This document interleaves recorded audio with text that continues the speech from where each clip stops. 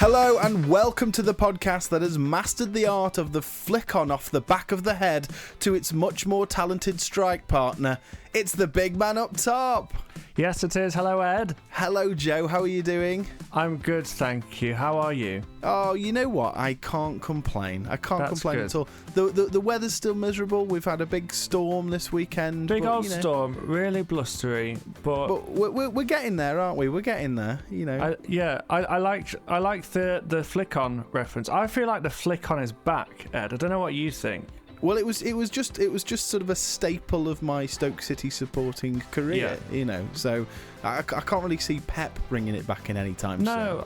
No. I watched Brentford this weekend, and I saw, I'd say, upwards of 2 flick-ons during the game, and Amazing. It was lovely to see. Yes. Should we get cracking with some trivia, Joe? I reckon so. Let's do it. This week I'm quizzing you, Ed. Oh And gosh. the way this works, if you haven't listened before, is that this is Guess the Player with a Difference. The player will share his first name with a book of the Bible, Ed. So are you ready for this week's question? I'm very much ready. Yes. Okay. Easy one, this one. Don't say that. Don't say easy one. That's just making it harder. Which Premier League winning captain only made 3 appearances for his country, went on to manage 2 Premier League clubs over the space of 2 years, but hasn't managed since 2015? Premier League winning captain. Just to clarify, Ed, I've stuck to the rules here and we're going from the English Bible. English Bible. Yeah. That suggests to me you got young managers like your Frank Lampard's. He's not going to be any younger than that. So Premier League winning captain from that sort of era and before. John Terry had more appearances for England than that. Now I'm going to have a good think about this one, Joe. Yeah, we'll come back to this later, I think. Let's have a look at this weekend in the Premier League. Some huge results, a lot of goals going on. It seems to be quite a regular thing, doesn't it, that there's plenty of goals going in the Premier League. But let's start with Spurs, who are in full-blown crisis mode, as we discussed the other week, losing to arguably another team that were in crisis mode, Leicester City. Yeah, I feel like this is an absolute disaster for Spurs. I think you see Leicester at home, they've had a bad run. They've had some hard fixtures, but you look at this fixture as the next one to get to almost get yourself back on track. But that isn't what's happened. I think the thing is what people say a lot about Spurs is that they're very Spursy, you know, meaning that they sort of show some early promise, show good signs, have great players, and then sort of just throw it away and fall apart like the proverbial jigsaw in the box. And that's the thing, is that it's getting to a point where you can't quite work it out because they have such a great squad. They had Kane for all those years. They've had Ange Postecoglou, who is undoubtedly a really great manager, a great leader, but they just can't seem to put the cogs in the right place. Like, something must be going on. The fans seem to sort of point towards the boardroom, and it's hard to argue with that, isn't it? Yeah, I think you make a really good point there about Harry Kane. It's easy to forget that one of Ange's first things he did was sell Harry Kane. And obviously that wasn't fully his decision. Harry Kane wanted a new challenge. He wanted to go somewhere to win a trophy. But once you do that, and this is the board as well, once you sell your best player in a long time, arguably in history, you really need to perform. And they did to an extent at the start of last season, but it's just not looked good since then. And I think at time of recording, Ange is still the Tottenham manager. I wouldn't be surprised if he isn't for much longer.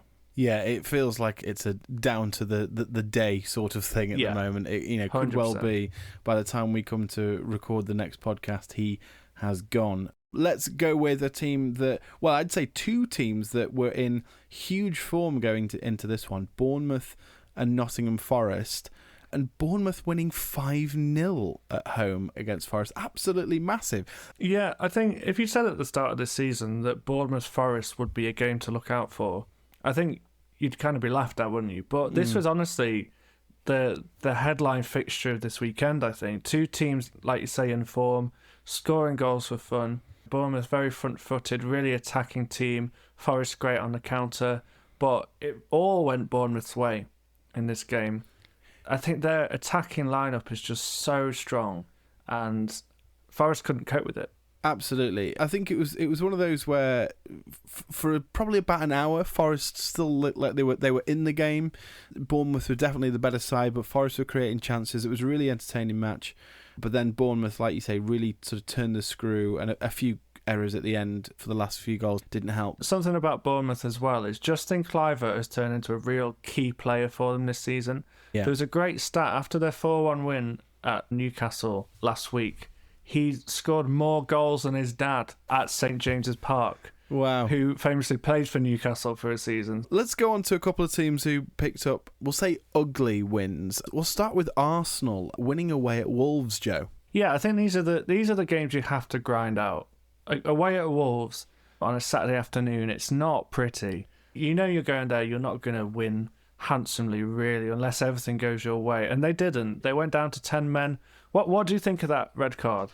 It was not a red card, I think, in my opinion. The Wolves player's sort of gone to burst away, and it's a dangerous counter-attack, and Luis Scalia's gone to trip him, I think, and he's just made contact. Now, yes, you could argue the contact's slightly high, but I think it is it feels like a feather touch to me. He's gone to trip him up, to stop him, to take the booking.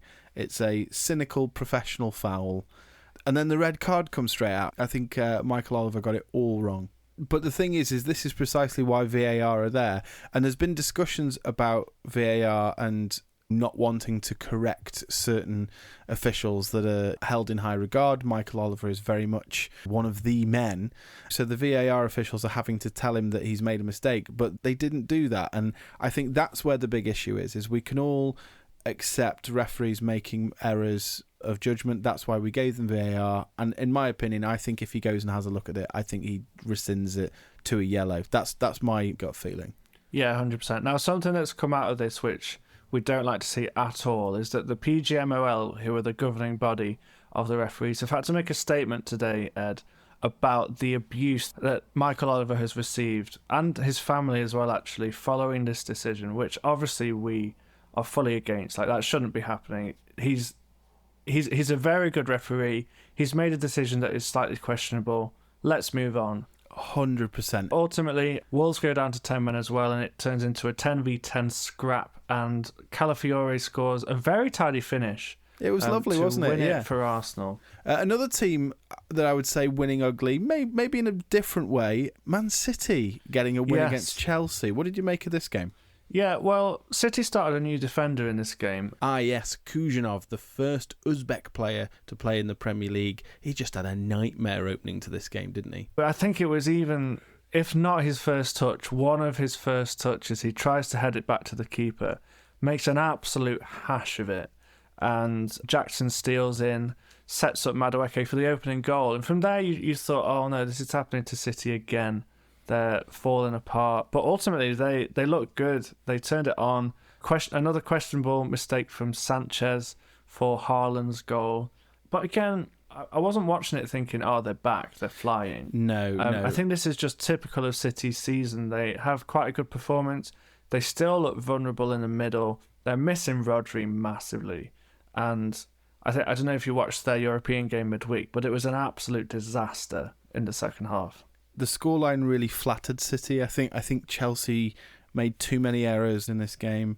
I think City found a way to win. A bit like Arsenal is that, you know, champions or teams that are up at that end of the table, they have to figure out how to win when it's not going their way. Whether that's refereeing decisions like in the Arsenal game, or whether that's just you're not quite at your best like City at the moment. You still have to find a way to grind out a result. I think that's what they've done here. Yeah, and I think next weekend is a massive weekend in the title race. Liverpool go away to Bournemouth, which is looking more and more like one of the hardest games of the season.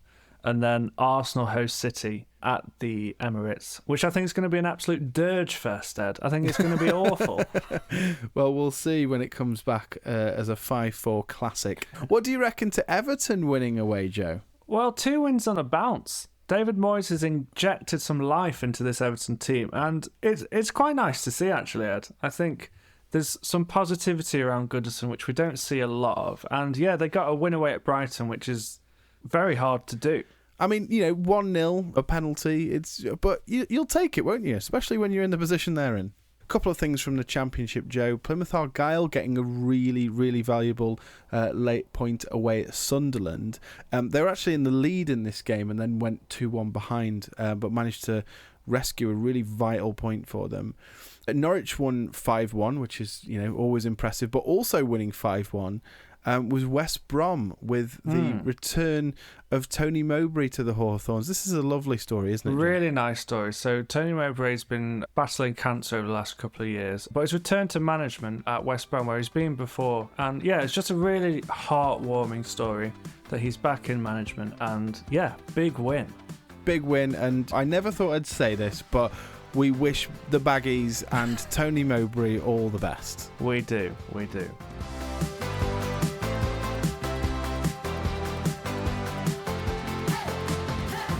Joe, what I want to know is, just picture the scene. You've had a tough week at work. People like me have been, grinding you down. Sidling up to my desk every 5 minutes to talk about the latest Stoke development. Exactly. You've had enough of it. You get home Friday night and you decide you're going to have a little drink. What's your drink of choice, Joe? What's your poison? It's a great question, Ed. I think it depends on the mood. I'm partial to a gin, actually. I'll have a red wine, but I think my go-to is probably a lovely crisp craft ale. What about you? Yeah, very much the same. Not the gin or the wine. I tend to be an IPA drinker, if I have one. But the reason I ask you that, Joe, is because today we're going to talk about alcohol. And in particular, alcohol's impact on football, on us as fans, but also players in the game as well. Now, I had an amazing chat with a real hard man of the game, Derek Jefferson. Not like your current hard men, Joe. This was a proper hard man of the game. Derek Jefferson played for Ipswich Town in the 60s and 70s. He was a centre-back, renowned for his tough tackling, no-nonsense style. I believe he was called the Chopper, wasn't he? Yes, he was called the Chopper. He had stints at Wolves, Hereford, and a few years at the end of his career playing against Pele in the US, would you believe? Wow. But his life was quite chaotic, and alcohol was a key part of why his life went on a bit of a downward spiral. So I wanted to have a chat with him to find out his story, really, and where he's at now and what he's up to these days. So should we have a listen? Let's do it. Derek Jefferson, it's great to have you here on the Big Man Up Top. Let's start with your career. How did you get into football in the early days? Well, I was born in Bedlington, about 12 miles outside Newcastle. I was going to senior school. I could have gone to the grammar school, or I could have gone to Bedlington Station Secondary Modern. I took the 11 plus and failed it, so I didn't get to the grammar school. But that was quite fortuitous because the grammar school was into rugby and the secondary modern school was into football. It just so happened that there was a Mr. Love who was the history teacher. He was into football big time and he got alongside me, sort of guided me for a couple of years. I played for the Northumberland team a couple of times. I got selected for that as a centre-half. I've been to Burnley for a trial. I'd been to Leeds for a trial with the great Don Reddy, who told me I wasn't going to be good enough. And for an 11, 12-year-old, it wasn't the best thing to happen to you at that stage. And this one day, I had a knock on the door, went to the door and opened the door, and it was Jackie Mubo. So I closed the door, ran in to my mum and dad and said, "Oh, Jackie Milbo's at the door." So I wonder what he wants. He said, "Well, you better go let him in." So Jackie Milburn came in and he said he was the manager of Ipswich Town and he'd like me to come down for a trial. And they took me on. You developed a bit of a reputation in your career as being a bit of a hard man, shall we say, on the pitch. Was that something you were actively aware of, or did you just go and play your own game? No, I started to get a bit of a reputation in the reserves. And when I came into the first team, there was this one game that they started chanting Chopper, Chopper, Jefferson. And I thought, okay, yeah, I'm happy with that. So you start to get a bit of a reputation. I remember looking back at one of the games I played in against Liverpool, and I was marking Kevin Keegan. And the referee had to come and overwork me on a couple of occasions. I'd ended him a couple of times. We were playing at this one game when Bobby Robson came along, and I wasn't having a particularly good game. I wasn't winning many tackles. And he said to me, he said, look, he said, you're not playing well, but can you still tackle? And I said, well, of course I can. And he said, well, you've got to sort Peter Osgood out. And I said, okay.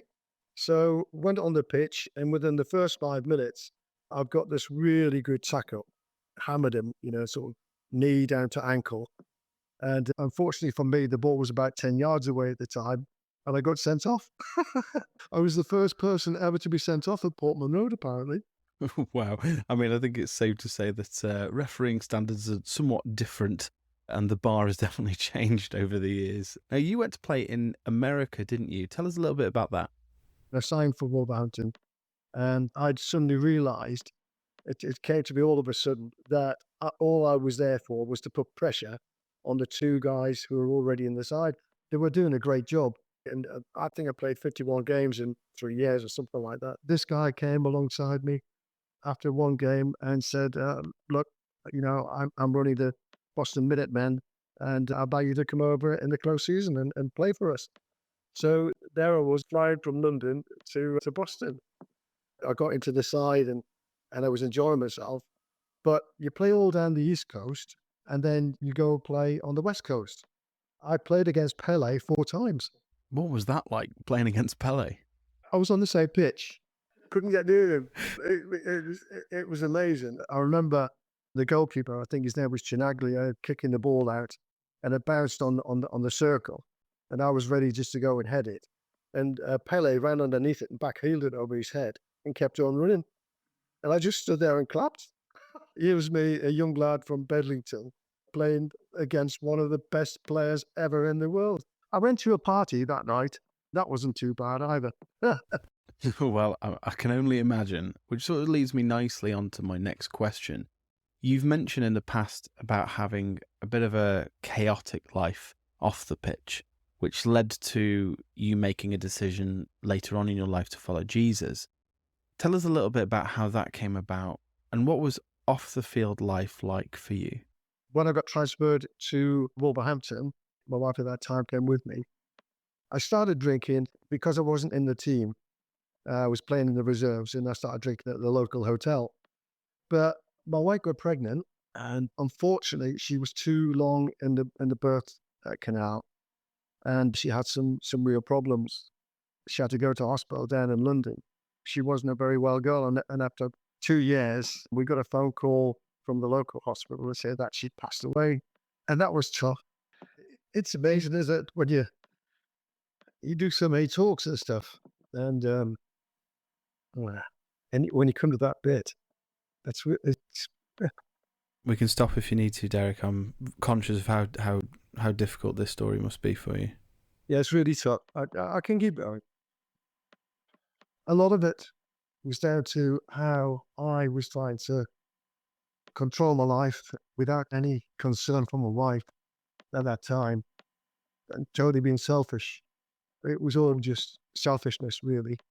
I was trying to make my own decisions in my own time and whatever. I was also a part of the PFA, and they have contacted me and said, look, you maybe not at the end of your career, but there's a possibility of getting a coaching job back in England. I got this opportunity to go to Yeovil. So I was back in England. The PFA had already negotiated for me to go down to Yeovil on the Monday, but on the Sunday I got a phone call from the chairman of Yeovil to say that the job had been taken over by Barry Lloyd. And I was obviously sick as a parrot. And I drank too much, took some pills, and went on a drive. And then I crashed on the M5 and ended up in hospital for 5 days. But my parents stuck by me as I was recovering. They invited me back up to their home in Middlesbrough. So I was there for a week, and the first Sunday came up, and she said, look, there's nothing much on telly. Do you fancy coming to church? And I said, okay then. So I went to church, and would you believe there was a young lad giving his testimony, talking about how he'd given his heart to God. And at the end, I was heartbroken and went out and became a Christian that night. And what did that do to your life in general? How did Jesus change your life in that moment? So here I was looking to get my life together again. I got some digs back in Birmingham, and started going to this local church. I got divorced, which wasn't very nice. I buried my daughter, which wasn't very nice. But then I met this lovely lady who I've been married to for 41 years, 44 years, sorry. So I got invited for an interview at Birmingham City. And after half an hour, Jim Smith said, yeah, we'll have you. So I became the reserve team manager. So I'm thinking to myself, well, I've joined this local church. I've got a new job. What is going on? God was just so gracious. Yeah, it was an incredible time. When you look back, you see God's hand on you. It's just amazing. Wow, Derek, that is an amazing story of what God's done in your life. As we wrap up, do you have any thoughts on how alcohol influences the game at the moment, or maybe how that compares to what it was like back in your day? Yeah, I mean, back in the day, the first thing you did, after a game was you'd go into the big room upstairs, and there was free booze for you, and then you'd go on to a club afterwards. There was none of this recovery days and whatever they do these days. The players just can't drink like they used to do. I mean, they're athletes now. When you consider they're playing 2-3 games a week, they only have a couple of days recovery. And they get monitored differently today. I'm sure it goes on, and I'm sure players have a drink. But it's in moderation. I would say in the majority of players. Brian Clough would actually give them a drink of whiskey just as they were running out, and at half time they would give you a brandy or something like that. Of course that doesn't happen these days. If you had 20 seconds to speak to somebody who is maybe in that spiral with alcohol like you were earlier in your life, what would you say to them? I say, go and get yourself into rehab. Go and sort yourself out. It isn't worth it. You're not going to achieve anything by doing what you're doing. It's a complete waste of time. You've just got to stop. And there's only one person that can do that, and that's you. Derek, this has been an absolute privilege. Thank you so much for spending the time with me. We're really grateful to hear your story on the Big Man Up Top. This will be hugely encouraging to others, so thank you. No, it's a pleasure.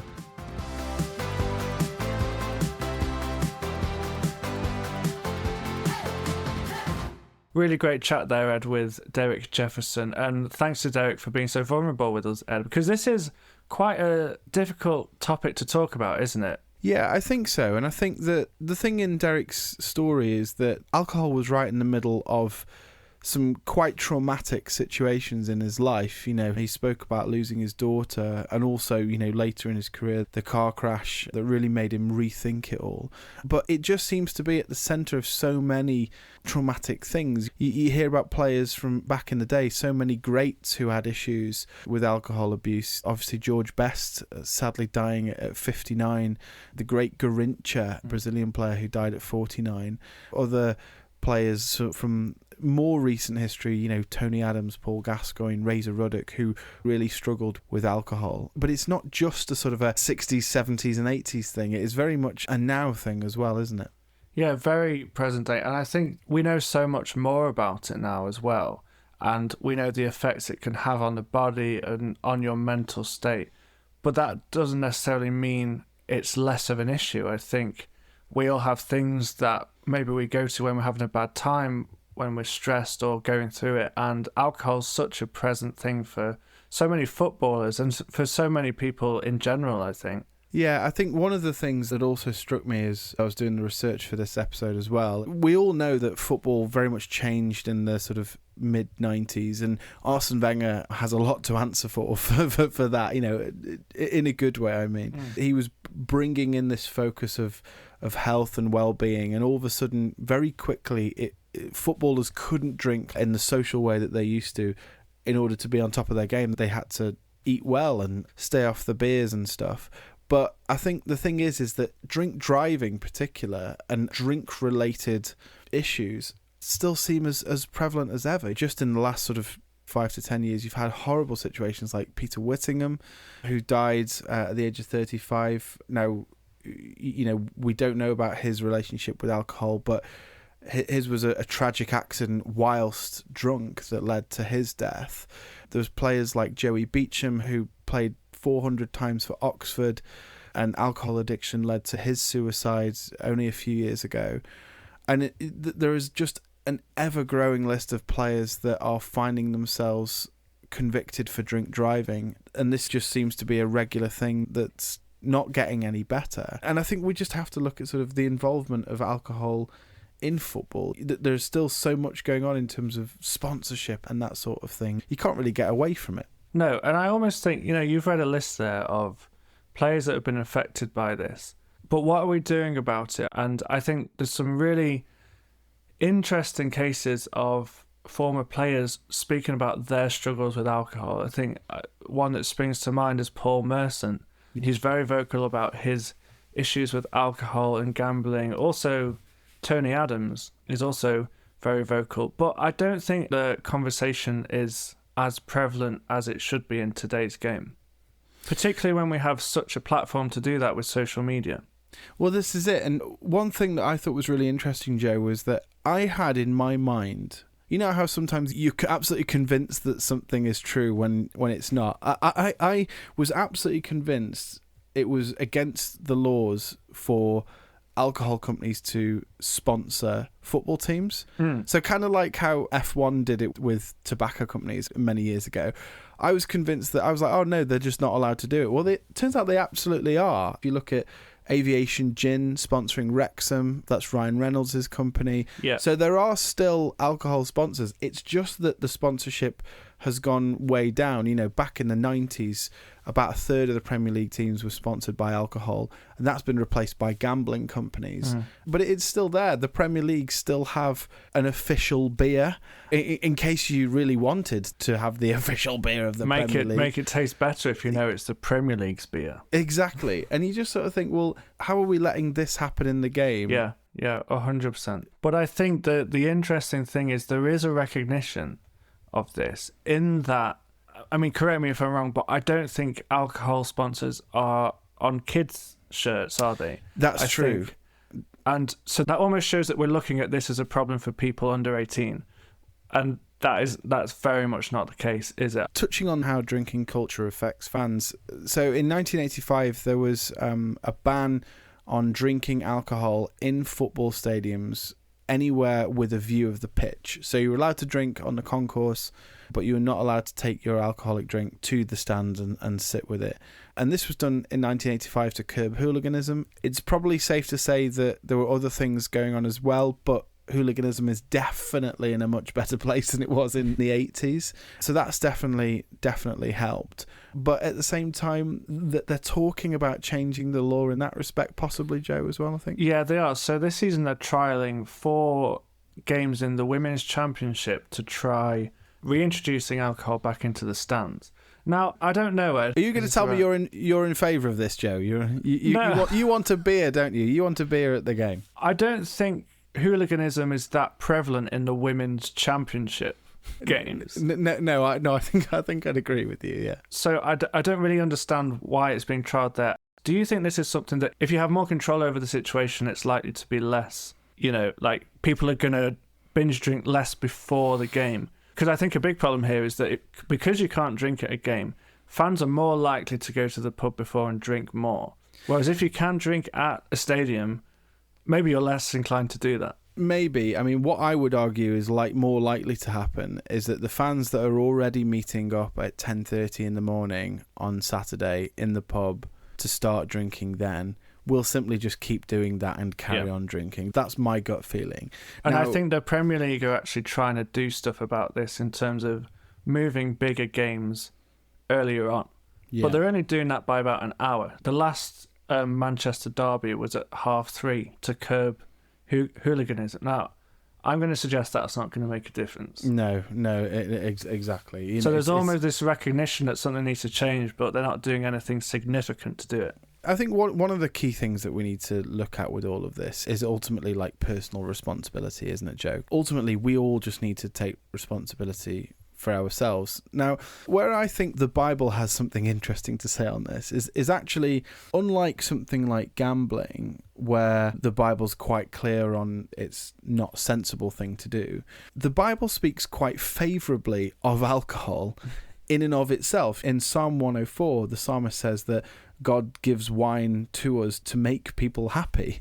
He makes grass grow for the cattle and plants for people to cultivate, bringing forth food from the earth and wine that gladdens humans' hearts. Which I think it does, doesn't it? You know, but at the same time, if you take Ephesians chapter 5, it is really clear, do not get drunk on wine, which leads to debauchery.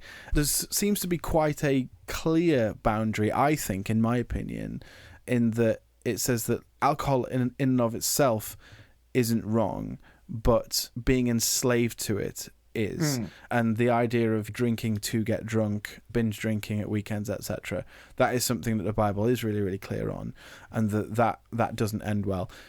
There's also discussion about, well, what if there's somebody around you who is struggling with an issue with alcohol, isn't there? Yeah, absolutely. And I think this, for me, is also part of that whole personal responsibility aspect of this conversation, is the people around you. Now, the Bible's very clear about accountability and keeping people around you to keep you accountable to what you are doing. So I think a big part of this is, let's be talking to each other about this. Let's not be like suffering in silence. And I think alcohol is one of those things that it's very easy to do on your own, isn't it? I think you can go home, you can drink and not tell anyone about it. And I love what Derek talks about in his chat he had with you about the community aspect of this, in that is something that really helps him through a terrible time and helps him through an addiction to alcohol. I think that's something that we could all learn from as well, is let's be chatting to those people we're close to. I remember back to my time at university, that's a time when alcohol is quite new and exciting, and a lot of drinking goes on at university. And I remember some of the best chats I had with my friends were in the pub, and that's when we were the most accountable to each other around this kind of thing. So yeah, I think it's a big part of this personal responsibility. It's no coincidence that we've chosen January to do this episode. We've wanted to do this episode since we started this podcast, but a lot of people take January as an opportunity to give up alcohol. And there is a really great movement in a lot of people, particularly young men, deciding to abstain from alcohol for a period of time. Maybe it's a month or 100 days, or even just going teetotal. And I think that's absolutely fantastic, and we should be doing all we can to support people who feel like they need to or want to. Do you think there's an issue maybe with a laddish culture of drinks? People that I've known who've given up alcohol, they've often said that the hardest thing has been going out to social events, and that's been quite a difficult thing for them. Yeah, I do think it is a thing. I actually think it's getting less of a thing. I think particularly if we're thinking within Christian circles, the whole lad culture is becoming more of a thing of the past. Yeah, I think you're right. I think it used to be a lot worse, and I think now it is no longer embarrassing to go to a bar and order a non-alcoholic beer.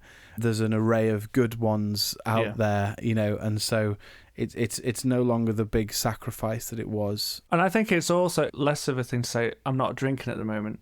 I think that's more and more okay to say. Ultimately, this is something that we just need to keep talking about, keep each other accountable.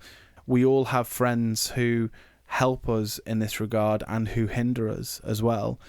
Coming on to why a lot of Christians choose not to drink is because they don't want to hinder others who may be struggling. And I think there's a really good point there, one for us to all take on board. But yeah, if we can be seeing, how are my friends helping me in this situation, or are they making this worse for me? Then let's be holding each other to account, and just helping us to be the best we can be.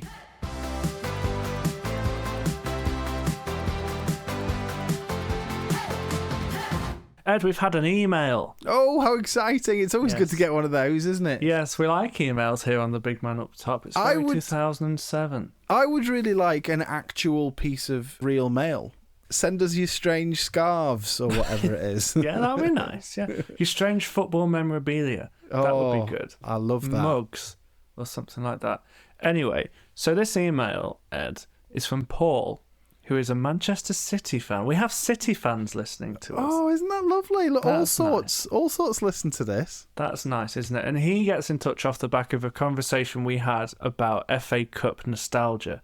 But Paul says, the final was always the last match of the season, was the climax of the season. Always kicked off at 3 p.m, was on BBC and ITV, and you could buy a match day programme from the newsagents. That's pretty cool. That sounds amazing. That. Yeah. Go to your local newsagents and buy a match day programme. Just, I love that bit about kicked off at 3 p.m. and was on the Beeb and ITV. It's like the World Cup final again. Everyone just watching it on the Beeb anyway. Why would you do ITV adverts? Don't know. Yeah, maybe you do listen on ITV. Get in touch. Anyway, he goes on to say the next match after that and the only football you knew of was the Charity Shield, which signified the beginning of the next season. None of these summertime tournaments, Ed. The Audi Cup. World Cups, the Audi Cup, the Emirates Cup, none of that. Straight to the Charity Shield. So Thank you, Paul, for getting in touch. And we wish Man City the best of luck for the rest of the season. Do we, Ed? Sure, why not? I think you've got enough of a gap on them now, Joe. You can wish them luck. It's fine. Do you think? Okay, well, good luck, City, in your pursuit of European football. He finishes his email saying, come on, City. Come on, City. Come Love on, that. City. So if you want to get in touch with us, please email at podcast@ucb.co.uk. Time for trivia. Find out if you get this week's question right or not. How confident are you feeling? I'm guessing not. Not at all, no. Go on, read it again. I'd love to read it again. So the question this week was, which Premier League winning captain only made 3 appearances for his country and went on to manage 2 Premier League clubs over the space of 2 years, but hasn't managed since 2015? Yeah. It's your Premier League winning captains, Ed. I know, and I'm finding this really difficult. Because I can remember Premier League winning captains, but none of them are right. So I had Ian Wright in my head. Okay. We talked about Ian being John. Yeah. There's obviously Tony Adams, Roy Keane at United, possibly Peter Schmeichel, but he played more times than that. Chelsea, obviously there's John Terry. Well, this Premier League captain is the only other Premier League winning captain that shares his name with the Bible book that isn't John Terry. But I think you've run out of time, actually, Ed. So are you going to give me an answer? Did Tim Cahill? No, he played more than that. For Australia. Yeah, it's not Tim. Tim Cahill's the only name that's coming. I wonder if he captained. You're locking in Tim Cahill. I am, but it's wrong. For 3 international appearances. Well, I'm afraid it's incorrect, Ed. I'm very sorry to tell you. The answer to this question is Tim Sherwood. Oh, what? Captain Blackburn, of course, to their Premier League winning title. I thought about. Do you know what I thought? Because I thought, is it Blackburn? And I thought, no, because there isn't a book of Colin Hendry. I was convinced it was Colin Hendry who was the captain of that team. Oh, Sadly I'm not happy about that. Only 3 appearances for England. Of course, he managed Tottenham and Aston Villa between the years 2013 and 2015. Oh, it's so annoying. Now just does punditry. That's so annoying. I'm miserable about that, Joe. Miserable. That was an easy one. I could have got that one. Well, that's all we've got time for, Joe. I'm going to go and lie down in a darkened room and just have a good long think about my performance in this quiz. If you want to get in touch with the show, even if it's just to give me some grief, please ping us an email to podcasts@ucb.co.uk. Please follow, subscribe, give us good reviews, all that lovely stuff. This will help us to get the word out. Also, if you've enjoyed this, please tell your mates. And a huge thank you to producer Anthony for all his hard work behind the scenes. We're very grateful for him. There will be a new episode next week, won't there, Joe? Yes, there will. Wonderful. See you next week. Bye.